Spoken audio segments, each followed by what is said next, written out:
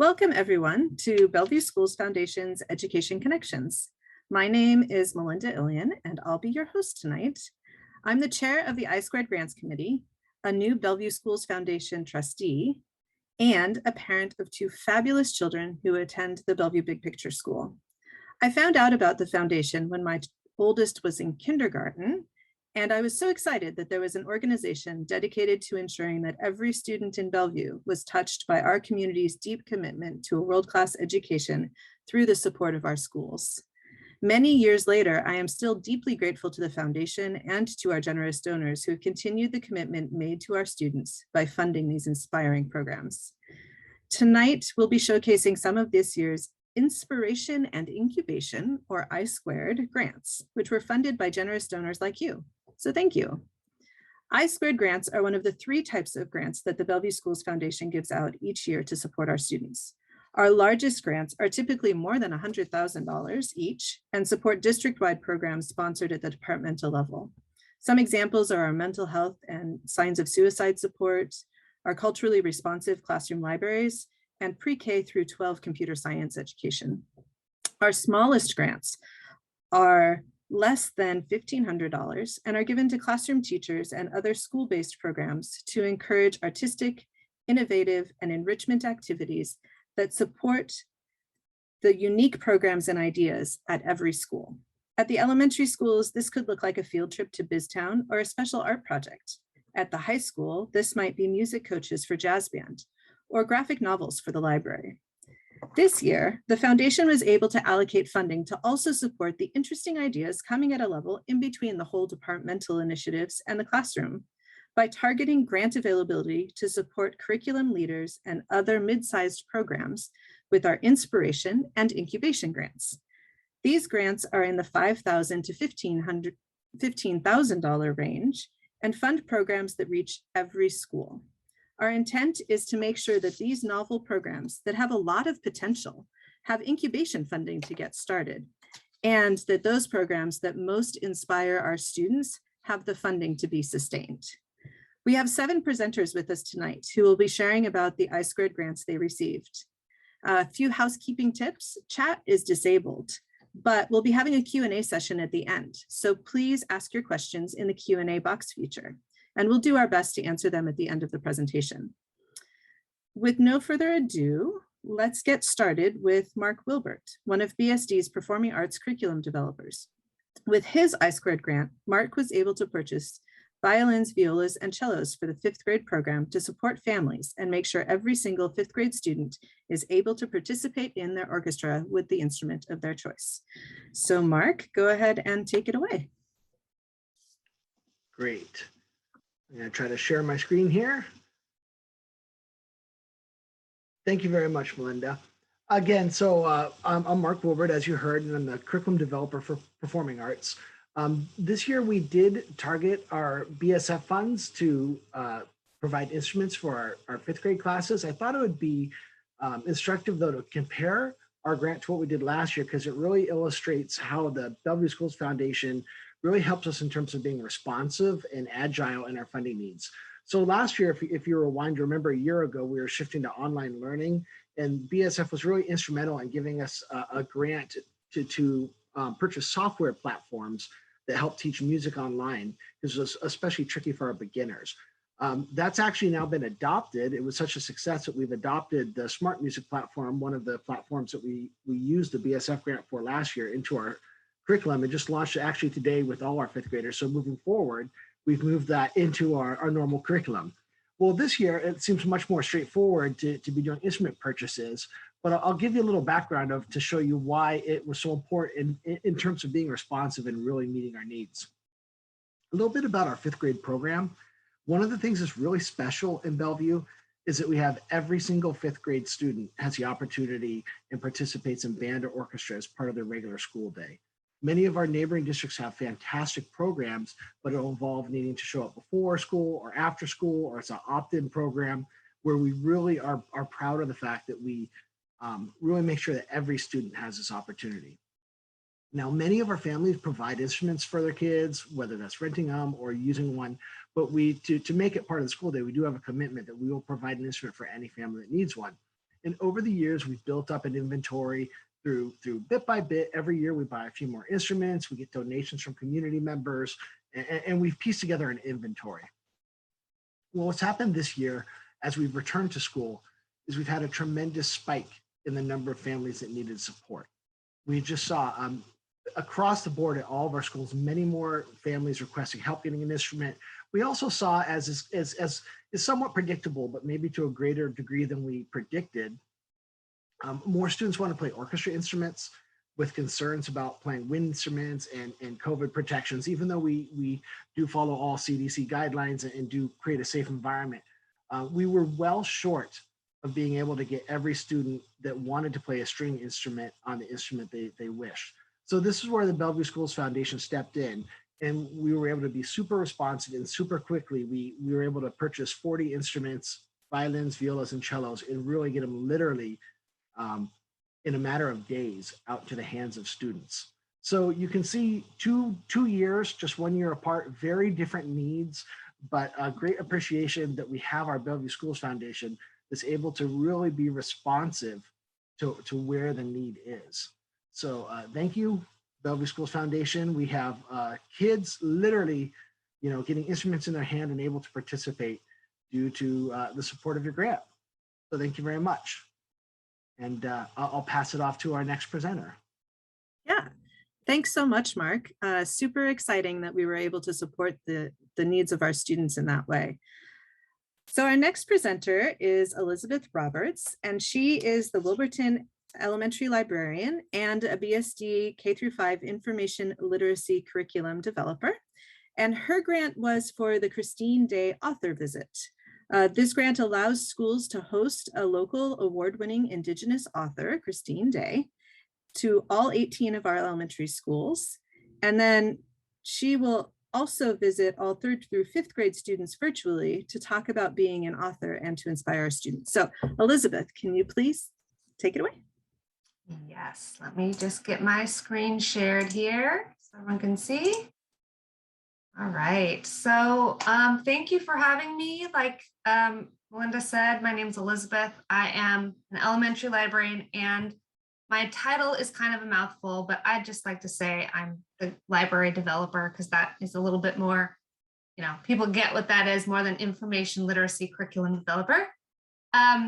But I am excited to talk to you guys today about our author visit that is coming up this spring. So first, I just want to start out with the why. Why do we do author visits? I love this image. Hopefully you guys can see it okay on your screens.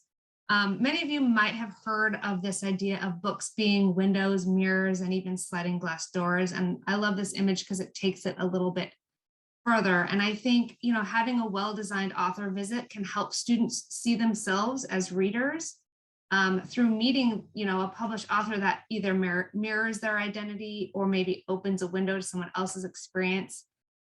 It allows them to hear an inspiring message, or it could be a place of refuge for them, or just expose them to that one book that's going to give them that stepping stone on their path to becoming readers, right? Sometimes it takes just the right book for kids to really go, I get it. I get why people are excited about reading.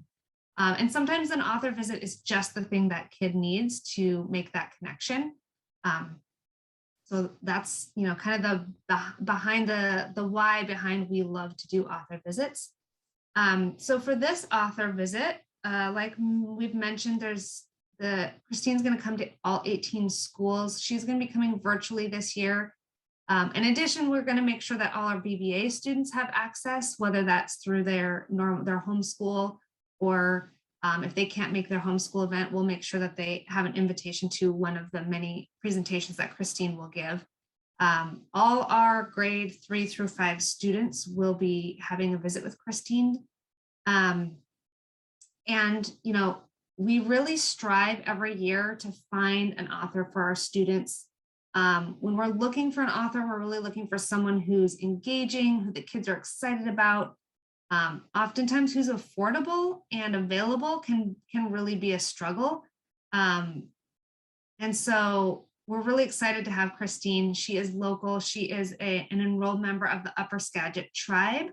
And she's also an award-winning author already. She has the book that you can see that was on the previous, actually, I'm going to just go to the next slide so you can see it. This one here in the middle, I Can Make This Promise, is the American Indian Library Association's Youth Literature Award honor.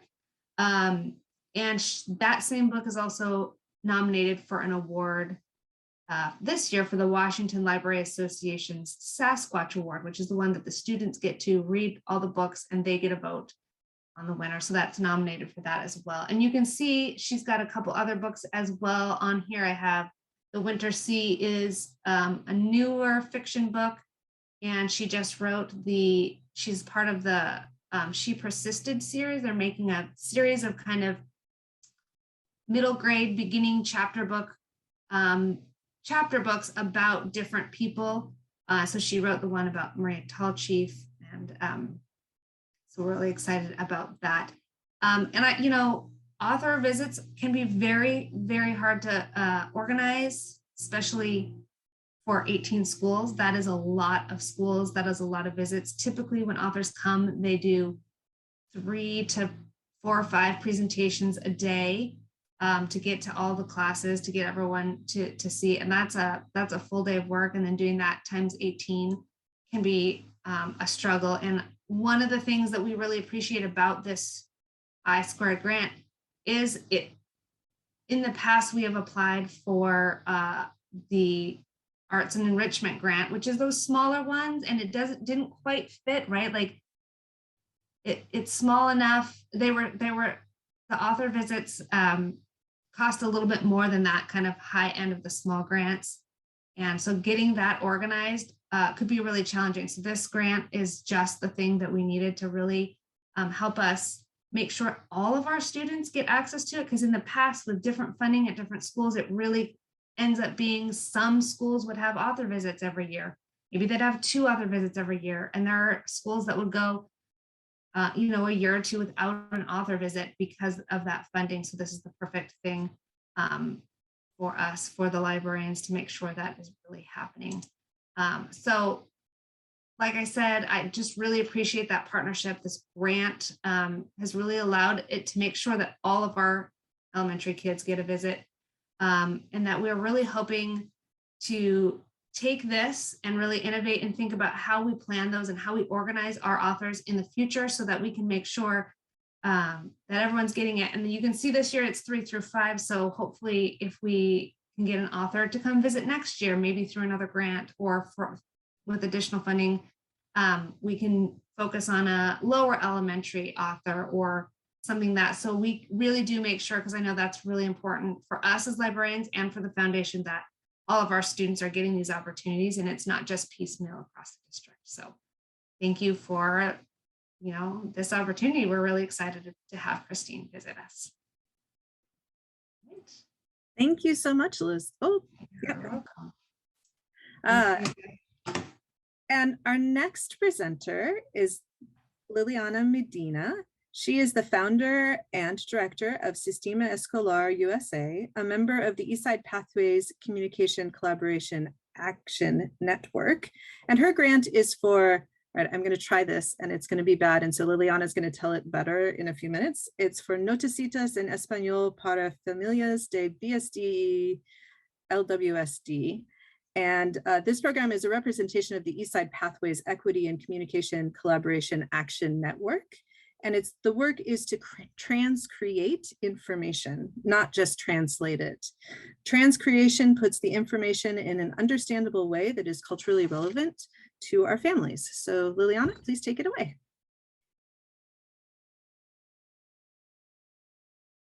Hi, everybody. Thank you for having me here. Can you hear me now? Okay, good. Well, thank you very much, Melinda. Yes, I am part of the Equity and Communication Collaborative Action Network. And I want to give you a little bit of background of how we came to this project. The name of our project is Noticias en Español para Familias Hispanas de Bellevue School District y Lake Washington School District. When pandemic hit 2 years ago, Eastside Pathways called different organizations looking for ways that we can support the community. One of the problems or one of the issues was how we could support families with living in remote learning. Living in remote learning was hard for everybody, but especially for Latino families was really, really hard.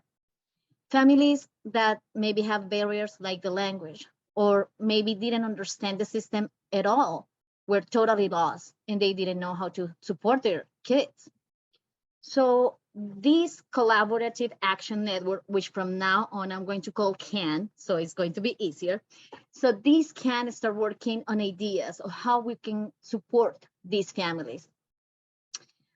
Before I go to that, I want to show you all the organizations that came together to say, how can we help? These are our partners to make possible Noticias en Español for families. When we decided that we were going to focus on living in remote learning, we said, how are we going to help them? So we went to the community, we connect with them and we asked them, how are we going to serve you better? And in a couple of focus groups that we did, they said, we need help understanding the information that comes from the district, because even when it comes in Spanish, it doesn't make sense for us.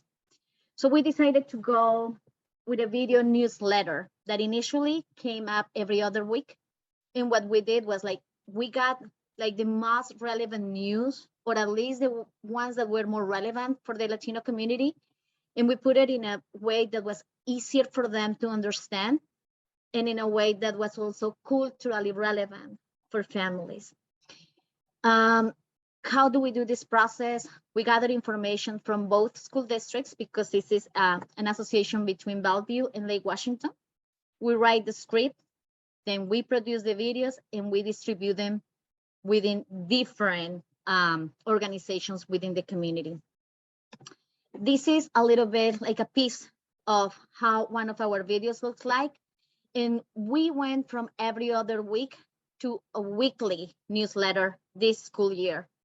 Up to today, we have done 36 videos, 36 newsletters for families. So I'm going to show you something I'm going to talk while you see it. So you will see what you can understand what we are talking about. This is Benjamin Roldan. He is part of the family engagement from the equity department from Bellevue School District. He was the presenter in the past for Bellevue School District News. So in here, the video that you are seeing, we were talking about the world language test. And we were telling people what was about, what that test actually tests the kids for, right? Like we explained that it's a test that bilingual students can take and the 4 points. So we are giving people not just information, but also information about the American school system so they can navigate it better. And this is like a little bit of how a video looks like. We are, again, bringing information that is directly from the districts. It's nothing that we are making up ourselves. Some of the testimonials that I would like to share with you, because up to today, we have done 3 focus groups and we are planning 1 more at the end of this school year. And this is one of the testimonials from a parent in one of the focus groups.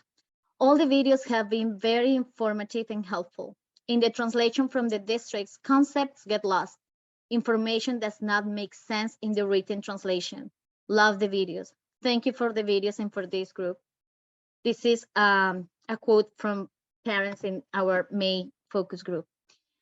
The second testimonial is, we work many days a week, impossible to get informed. Videos help a lot. Mothers are helped because we care for the kids. Thank you for sharing all your knowledge. One thing that we discovered is that for families that have 2 or 3 kids, the amount of information, the amount of emails that they receive can be massive, to the point that they don't pay attention anymore. Bringing just the most relevant information to one video that they can listen while they are driving, while they are doing something else, helps them because it gives them right when they are doing something else, and it's just one at a time. I'm sorry that I didn't present this in a presentation slide. I totally forgot. We just want to say thank you to Bellevue School Foundation, because before we got this I2 grant, we got a small grant for the first part of this project that was from October to June. And this year, when we asked again for your support to be able to bring these videos weekly, you were one of our supporters. Thank you for making the process very easy, and thank you for supporting a project that shows that it's helpful for our Latino families. When I say that the Latino families are thankful for having something that they really consider is equitable, is great. So thank you very much, and thank you for having me here, and please keep supporting projects like this. Thank you so much, Liliana. Super fascinating. I'm excited to see how that partnership might be able to grow to be able to support more of our communities that are non-English speaking and not used to the US education system. Next up is Eric Nelson, who's a curriculum developer and in literacy and social studies in grades 3 through 5. His grant is for a Living Voices social studies presentation, where the group students in grades 3 through 5 will learn about historical events connected to their social instruction in presentations that combine dynamic solo performances with archival film and sound. So Eric. All right, thank you. Yes, and thanks for the opportunity to share about social studies in grades 3, 4, and 5. And these Living Voices presentations, these are fabulous theatrical presentations that really enhance our learning about history in all of our elementary schools. And Living Voices is a theater company that's local. They're from Seattle, and they put on these solo performances based on historical events, and they combine archival film, photos, and sound all together in these. And so for this grant, we're using it for 3 shows in grades 3 through 5. So I wanted to share just a little bit about each show to give you a flavor for them. So in 3rd grade, students learn about immigration. So the 3rd grade show is called Island of Hope, and it's about the journey of a Jewish girl from Russia who arrives in America at Ellis Island, early 1900s, and students have already watched this show in 3rd grade. We did able to do a little bit of a pivot with the pandemic, where they watched a virtual production of the play, of the filmed play, but then we're able to have a virtual question and answer session with the actor on Microsoft Teams. So kind of a way that they could really connect with the actor that is doing this play and ask questions and kind of have that virtual face-to-face time. In 4th grade, this one's currently underway in classes, and in 4th grade, students learn about Washington State history. So this show called Northwest Passages it covers the drastic changes that took place in our state and the rapid growth around the turn of the 20th century. In this one, the main character is a Swedish immigrant, and it kind of goes through her life in Washington, and she ends up becoming a nurse and serves diverse communities around the state. Leads up to the 1918 flu pandemic. So definitely something that we can connect with as a historical event too in this story.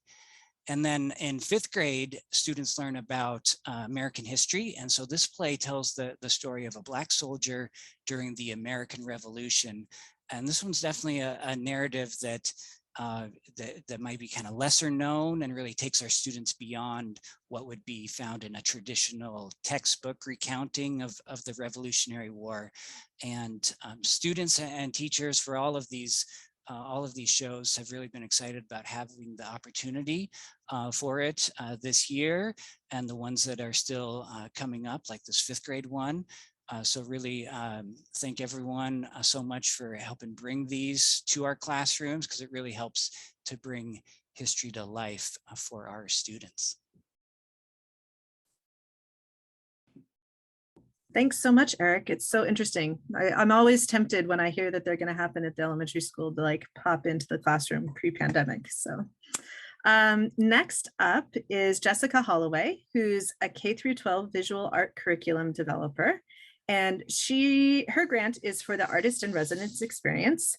With student voice and choice at its core, the Artist in Residence experience is an expansion of a 2-school pilot that BSF funded in 2020 to 2021. It will invite BIPOC artists into all BSD secondary schools to provide opportunities to enrich student knowledge of art making, what artists do, and what is possible as an artist today. Super excited to hear about this. Thanks, Jessica. Oh, yes, I'm super excited to talk about it. So, yes, I'm Jessica Holloway. I am a K through 12 visual art curriculum developer, and I also teach 80% of my job as a K-5 art teacher at 2 different elementary schools. And I'm really pleased to be able to tell you about the Artist in Residence experience that the Bellevue Schools Foundation has made possible at all of our secondary schools. It's so amazing. So each school is going to have grant funds or has grant funds to hire 1 or more BIPOC artists to give artist talks and work with art students. And this is really written very flexibly so that teachers and students are able to be able to get the things that they need for their community. So this particular idea for this grant came around from a collaboration that I had with Shamari Jones, who is our Director of Equity and Strategic Engagement, starting in about 2019. We started talking about how we could bring, how to increase engagement and sense of belonging with our BIPOC students, and to make them feel like they were really part of our art department. We have the majority of our art teachers in our district are white people. And so that's something like we need to reach out and get more voices and get people talking about things. So I can connect to what Elizabeth was talking about earlier, that whole idea, Rudine Sims Bishop's description of literature, the idea of mirrors, windows, and sliding glass doors. As far as literature goes, it also pertains to art. Kids need to be able to see themselves reflected. They need to be able to see into different work, into different worlds, and to be able to become a part of it.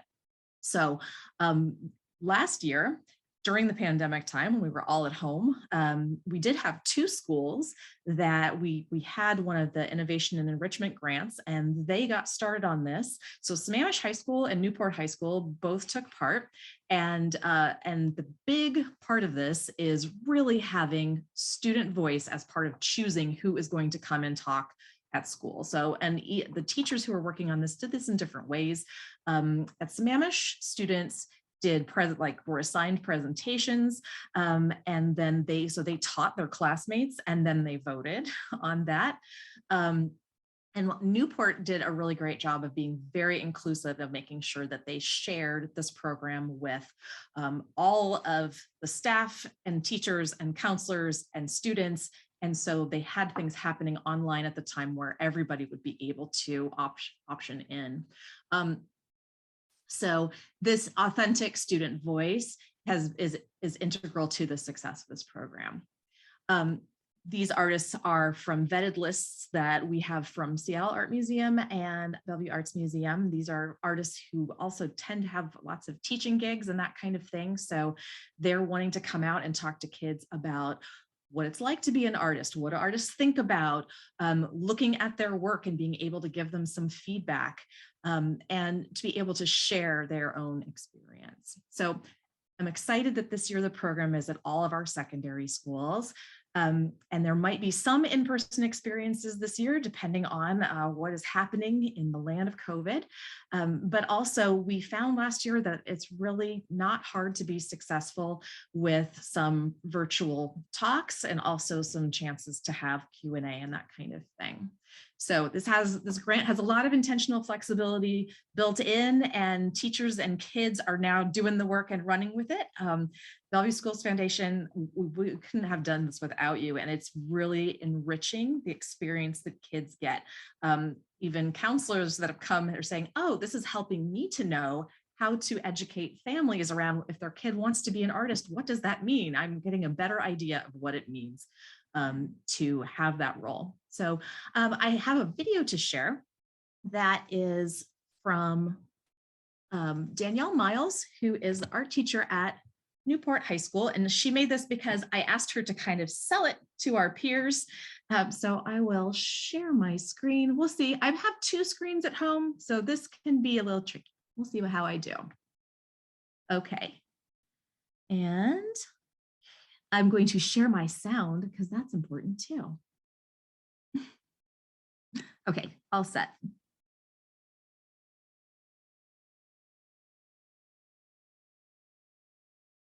Is it good?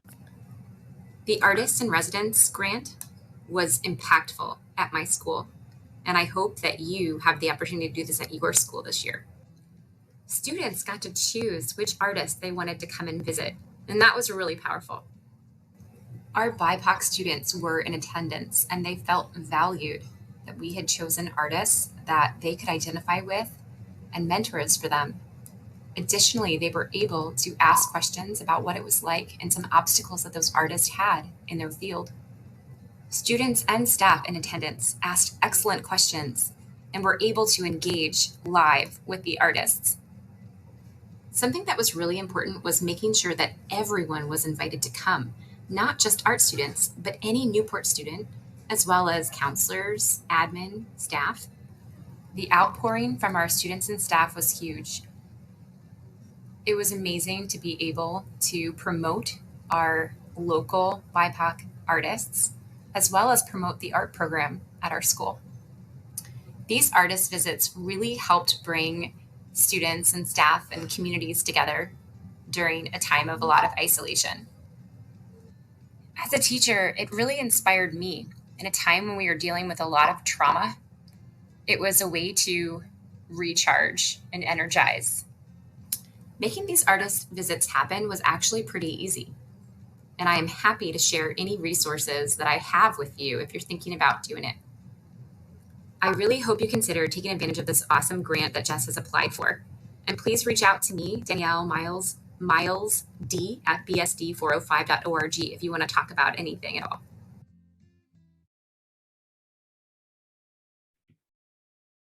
So I feel like Danielle says it best. It turned out being pretty easy, and it was highly impactful. So thank you, Bellevue Schools Foundation. Rock. Thanks, Jessica. I'm super excited to see how that expands to all of our schools this year. And next up, we have Amber Anderson, who's an elementary curriculum developer supporting literacy and social studies and elementary learning assistance program. And she's going to talk to us about phonemic awareness instruction.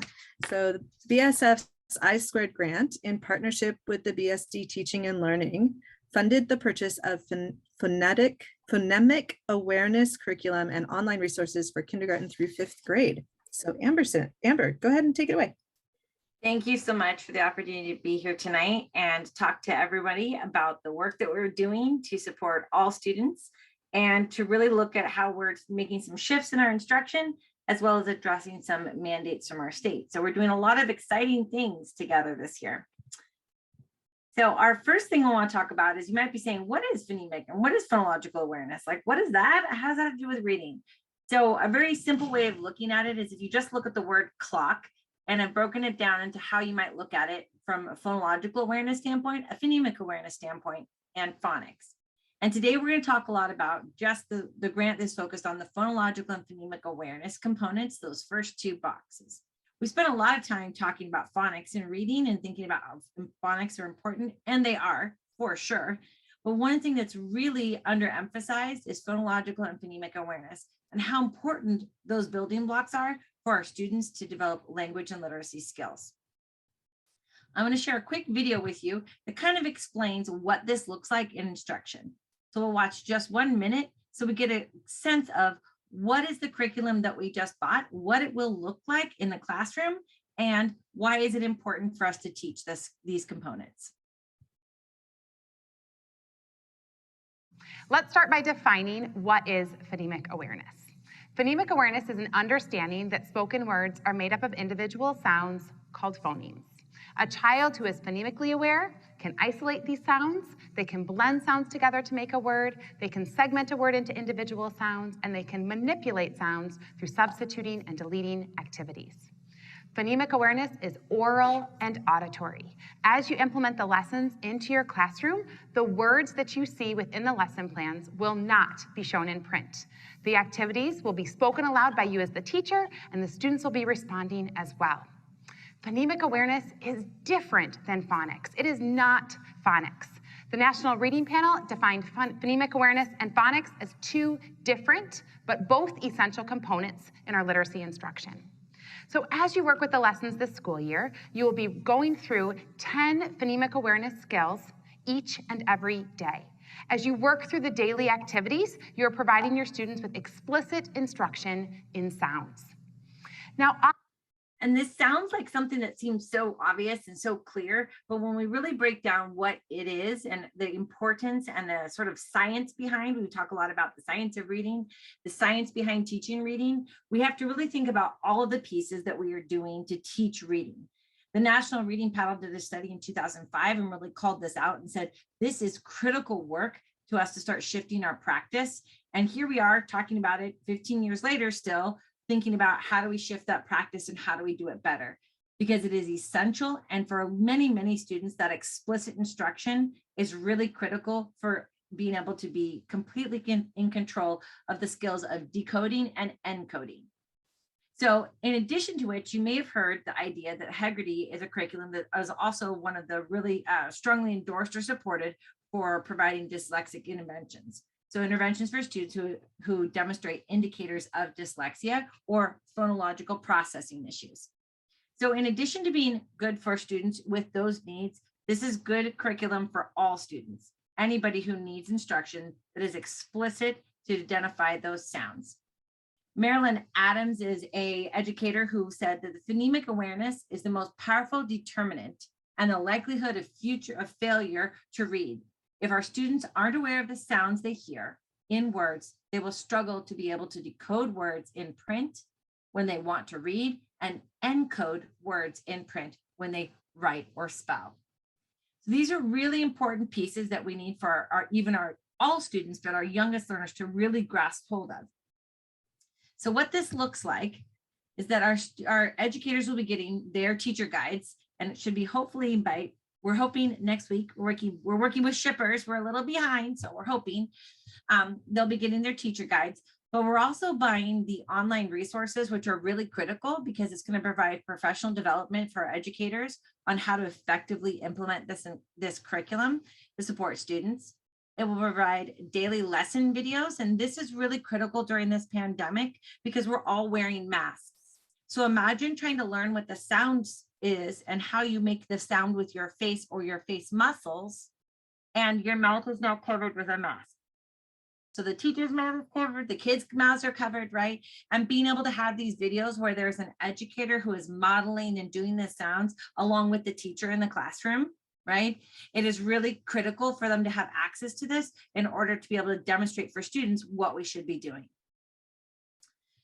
Additionally, it provides some teacher support videos.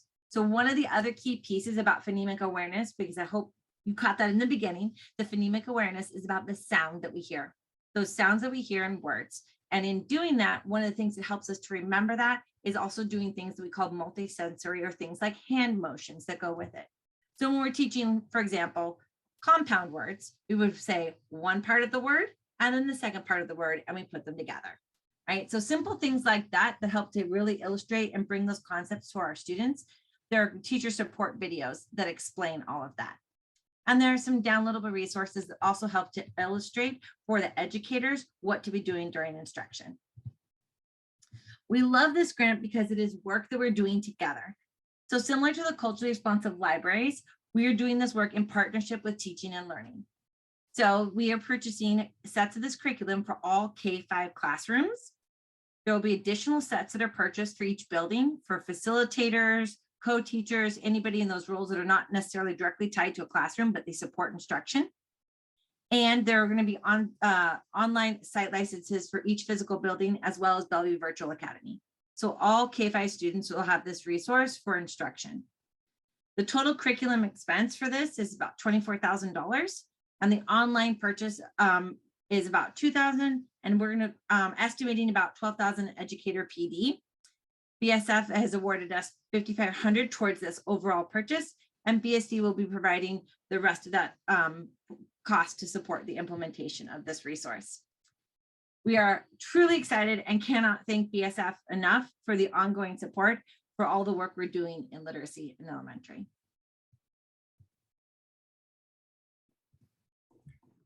Oh. Thank you so much, Amber. We really appreciate all of the work that you're doing on the phonemic awareness front. Our last presenter of today is Kim Herzog. She's the engineering, robotics, and science teacher at Sammamish High School, and she's the first robotics coach for the FRC team 2412 and TC teams 16750 and 2403. Lots of things to do. The I² grants funds that she's going to be speaking about today is for all of our robotics teams across all of our comprehensive high schools. And the foundation provided funding to support them for this upcoming season. So Kim. Hi, thank you so much. Yes, I am speaking on behalf of all of the robotics teams in Bellevue. All of the high schools have a first robotics team, and 2 of the high schools have the first tech challenge teams as well. And so we've all received Bellevue Schools Foundation grants this year, and we want to thank you so very much for that support that you give us. I want to share a video with you all that our media team, all robotics teams have sub-teams, and one of our sub-teams is our media team. And our students get to work with a professional videographer, and they've made a video to share with you that hopefully will help you understand the value of FIRST Robotics, what students take away from it. And I won't speak anymore because I think it's all in the video. So I'm going to share my screen, and here it is. Hopefully this all works. Okay. Is it being shared yet? I thought I was clicking the button, maybe there. No? There? Can you see it? Not yet. Not yet. Let me try this again. I clicked share screen, and I'm trying to share that. Ha! It worked before. I'm not sure what else. You can't remotely. There we go. Okay, never mind. I got it now. Thank you. You can see that now, I'm hoping. And I will also share my sound. So share sound. Okay, there we go. And I'll make it full screen before I play here. There we go. Okay, hopefully this works.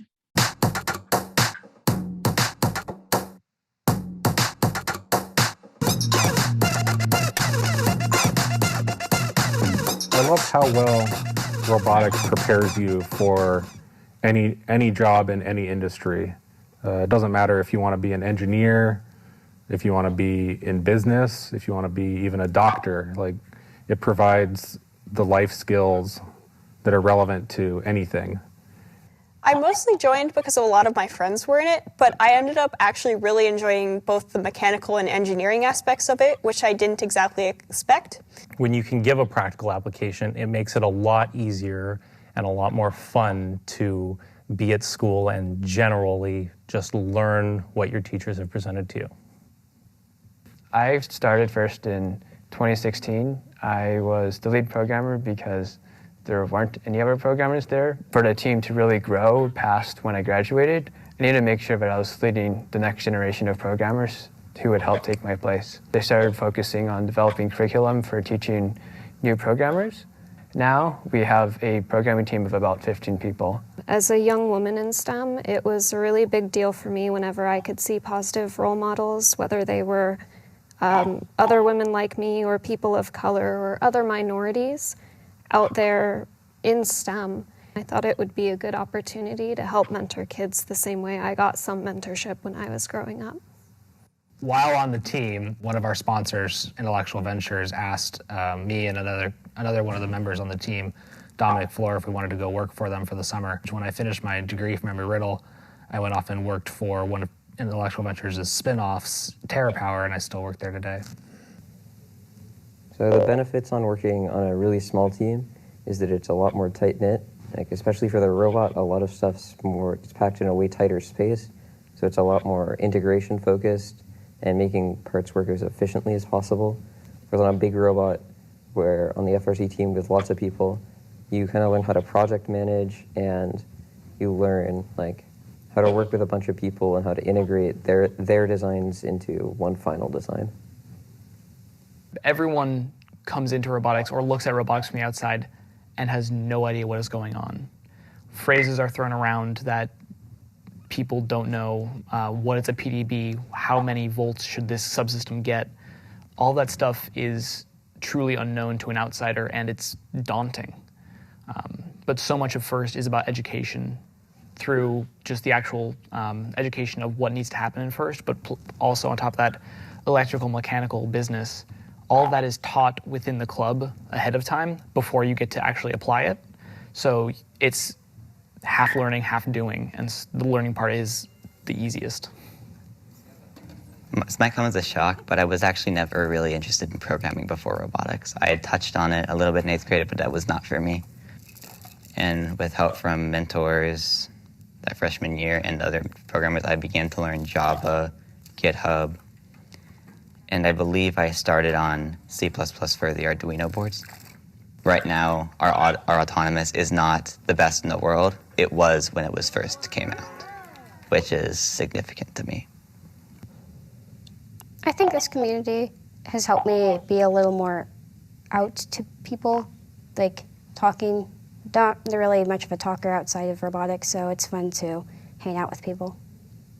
I'm in photography right now, and obviously I'm learning stuff in photography, which helps our media group. So I take pictures of sub-teams and robots in general.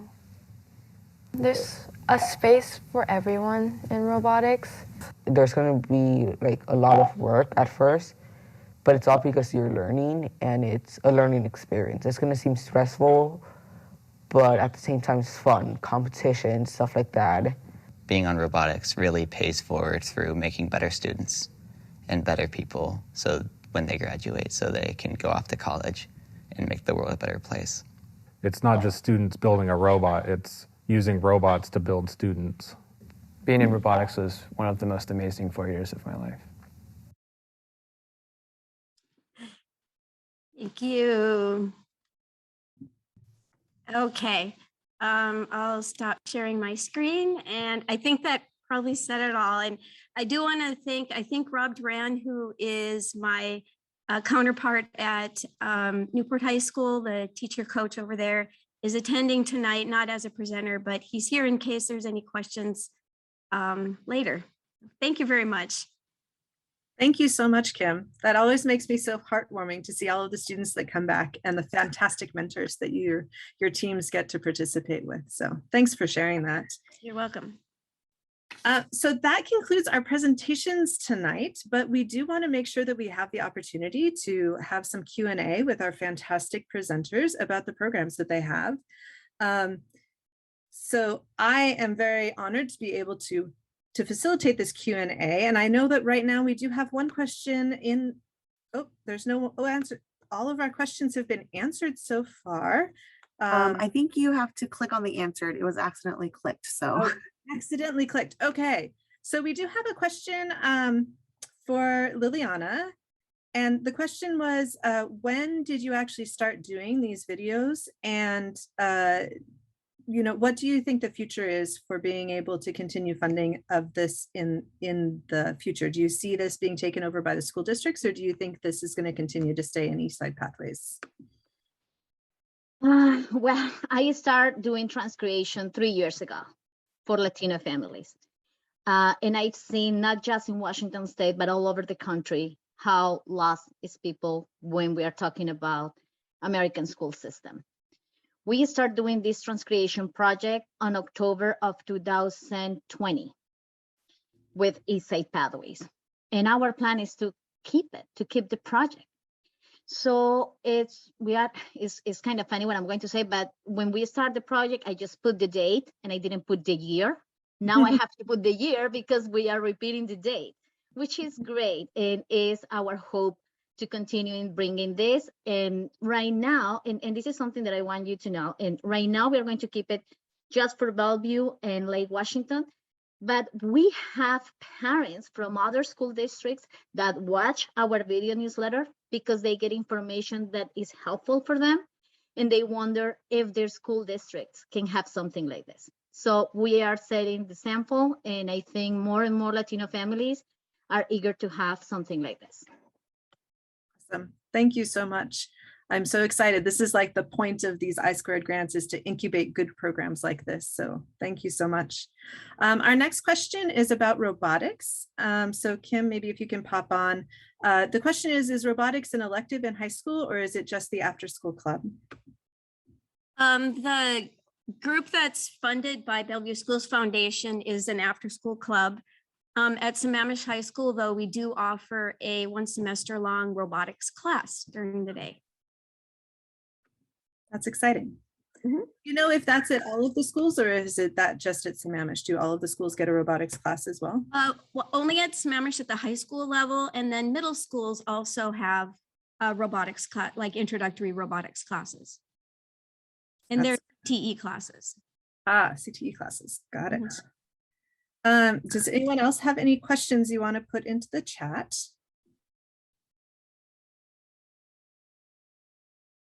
Oh, yep, we got a couple more. Great.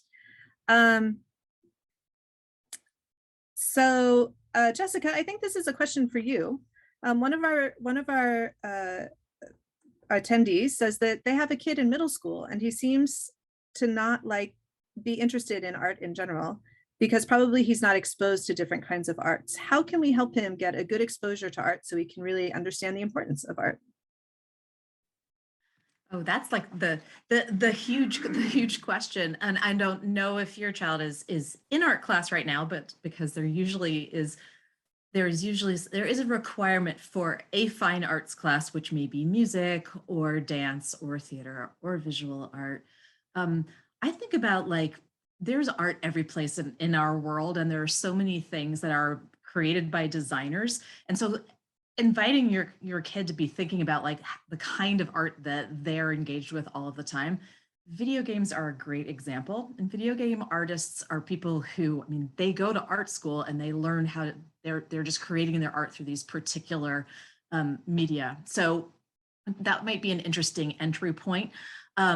Going and looking on the website for Bellevue Arts Museum, or I think also it's exciting now that as teachers, we're actually creating kind of these big long lists of different artists from all over the world that we are trying to incorporate, so that we're showing kids lots and lots of different options. That whole idea of many different narratives happening at the same time. So don't give up. Keep looking at stuff and see what brings that spark. And one thing I'm always making connections with stuff all the time. Like look up one person, then you realize that they are friends with, or they know somebody else, and then you're starting to build. And there are lots of exciting things happening in Seattle and on the East Side too, of just now museums are starting to open up a little bit more. If you get the chance to go to Bellevue Arts Museum, there's some pretty great stuff happening right now. So I'll just put that out there. Thanks. Thank you. I think that we did have a comment that the native language videos would seem to have great potential for many of our communities that were not familiar with the U.S. education system, and I completely support and agree with that statement. So hopefully we can use this incubation grant in order to be able to demonstrate the the possibilities to some of our other community members and the district. So thank you.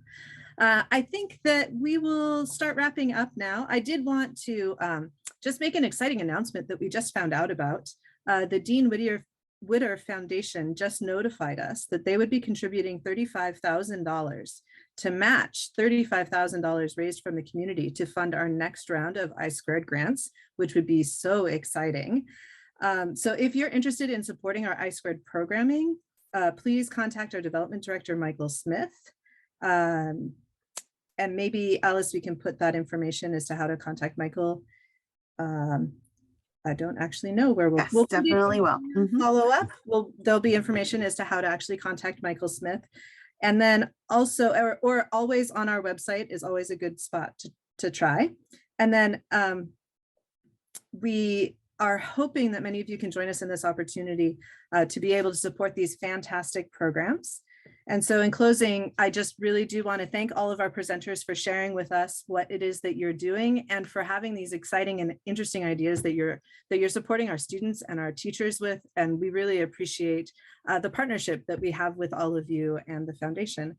So thank you all so much. And we hope that you will join us for our next Education Connections, which is on March 9th. And we're going to actually talk about some of our AE and I grants. So those smaller grants that are at the classroom will be the topic of our next Education Connection. So thank you all for attending and have a fantastic evening.